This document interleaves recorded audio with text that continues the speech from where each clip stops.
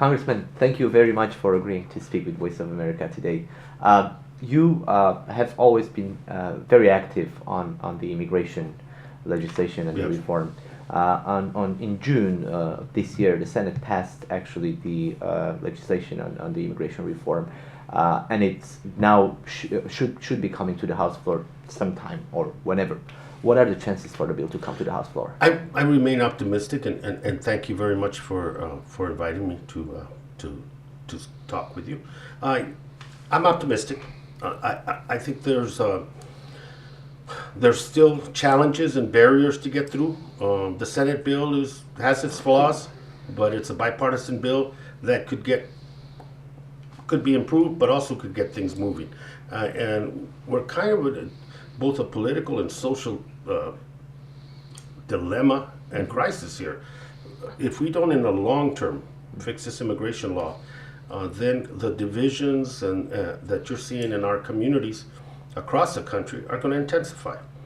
And if we don't fix it now, then the issue of race is going to become preeminent in that discussion. And I think for the sake of the values of America and for the sake of America and its people, that we shouldn't let that happen. And so I think that's an urgency. There's an economic urgency as well. The wealth of this nation and the preeminence of this nation is built on immigrants from the inception of its history till now. The only non-immigrants are the Native Americans and in this country. Everybody else came from somewhere in this world. And so for us to retain the economic and the moral imperative across the world, it's important that we do this. So I remain optimistic that the basic decency of the American people is going to come into play. Public opinion across the board is in favor of comprehensive immigration reform. Right now, the bottleneck is at the House of Representatives. And it's the bottleneck that we saw, quite frankly, the same scenario during the shutdown and the debt ceiling crisis. And at some point, everybody will have to put down their ideological swords and work on getting something out of the House so we can go to conference with the Senate, address some of the faults and flaws in the present legislation, and then bring something back for a yes or no vote. That's the way the process should work. That's the way regular order should work in the House. The idea of not allowing President Obama to have a major piece of legislation like immigration reform is obviously on the agenda, not to allow him to have that kind of a success. Right. And so, that's the motivation. It's very partisan. There's no question about it. You see it in the 43 times that the House has tried to defund Obamacare and the Affordable Health Care Act. You also saw it in taking us right to the brink of default, a shutdown for 17 days on the premise that this is a vehicle to undo the Affordable Care Act. They failed, but I think this falls right into that same kind of a category. And then there is, quite frankly, 30 to 40 members of the majority that are not for any form of immigration reform. They see the new face of America, the changing face of America as a threat, both politically and on a social and cultural level. And so, you have that as well. Just as at some point you had to push those 30 or 40 voices and opinions aside in order to keep the country open, the government, and keep the country from going bad on its credit, I think that's the same situation that faces the leadership in the House. The motivation is political. Factually, you have Congressional Budget Office comes out that if we start the process of immigration for the 11 million undocumented in this country, that our GPA will go that first year 0.7 up in the gross national product, and then in the course of 20 years up to 4 to 5%. That's a huge jump in employment, economic activity in this country, because you're taking people out of the underground of our economy, putting them squarely in the light of the economy, and they become consumers. They become borrowers. They become taxpayers. They begin to do what a lot of us Americans do: get in debt, have credit, buy things, own a house, and work. Right. So I suggest that the economic issue is very, very important. So those two factors are huge, and to hold hostage a comprehensive bill that's already been compromised is, I think, playing that same kind of Russian roulette with the economy of the nation and the social stability of the nation. I worry about that as much as I worry about the economy. The tear in our social fabric. This country is, I'm a first generation American, and this country, from many there is one. And the integrative force of the values of this nation have served one wave of immigrants after another. And so nothing will change historically with this wave of immigrants. And so the sooner this is done, if this is put off for another year, if this is put off till the elections, after the midterm elections of 2014, the aggravation on the economy and the aggravation on the social and civil society here in this country is going to become more and more stressful. Last quick question about the environment in Washington. On October the 8th, you were part of the civic disobedience group while the government shutdown was still in place. But now many Republicans have been blaming that group for politicizing the issue.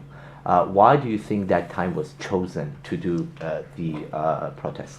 Because of what we were hearing, both in the media, both by pundits and by the Republican congressional leadership.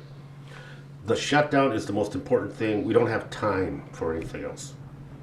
We can't deal with immigration. You still hear some of it because we're consumed with the economy and the budget. The government's shut down.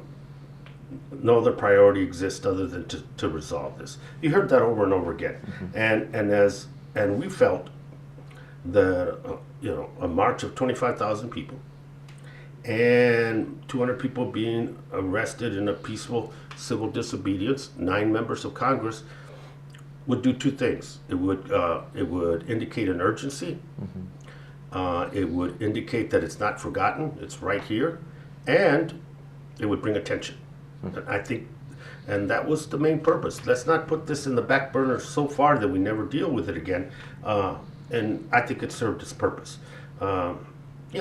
6 hours of one losing one's freedom is not a big deal compared to the fact that we have families divided in this country. We have people in the shadows of our society that need to come out. So for us, it wasn't a big, and it's not often that, for my own personal thing, that you get to go to jail with John Lewis. I mean, that's historically speaking, that's not a bad thing. But yeah, it was necessary, and I think it served its purpose. Right. Getting out of the immigration discussion, as the Voice of American Armenian Service target audience is mainly Armenians, and you, as a congressman, are part of the Armenian caucus at the U.S. Congress. Now, historically, there are several topics at the caucus, the Armenian genocide, Nagorno-Karabakh, and other issues related to Armenia. Yeah. What are your motivations being in that caucus? What are the main topics that you're interested in? The main topic for me when I started, now it's become it's become an economic issue. It's become a regional issue for the status of the Armenian people. It's become an issue of the United States utilizing its diplomatic strength to be of assistance, not just to pretend there's no issues going on in the region, and it all started with the issue of the genocide, something that when I became aware of it, to me was not a historical footnote. It was it changed the regional politics. It created a dependency for the United States on a regional country, Turkey in particular, that has continued since then. It empowered dictators to say, well, look, they overlooked this genocide, what makes us think they won't overlook ours? Well, we learned that that is that kind of crime against a people is something you can't make a footnote. You have to bring it to light, and we promote the resolution. And regardless of the administration, there's always a resistance because it'll have some diplomatic international effect. I think it also would have the effect of the United States standing firmly on a moral imperative, and so we can.